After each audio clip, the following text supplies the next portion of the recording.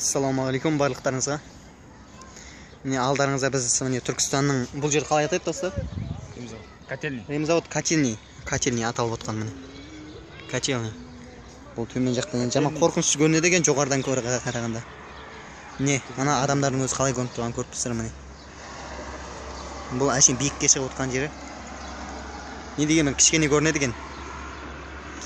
Міне біз Түркістандамыз. Түркістанның Ремзавод районында отырмыз қазір. Мына жерде яссауи кесенесі міне. Жақындатып көрсетуге тырысайын барынша. Мына алыстан бұлыңғырлап көрсетіп тұр. Міне Ремзавод районы. Ремзавод ауданы.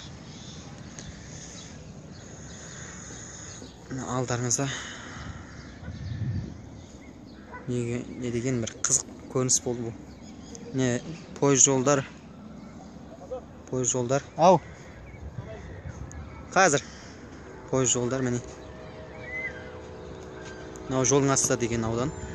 Жолдың асты деп аталады өзі. Түркістан. Ар жағында міне текелі, ол енді нашарлау көрінеді екен. Шықтаны. Қазір міне автовокзалда міне Сана компаниясы. Қазір мектептердің нөмірлері қандай досты? 16 мектеп. Міне 16 мектеп алдарыңызда. 16 мектеп. Жаны қарап тұр. Міне Бөкебаев қанат бері қарап жесал жігіт.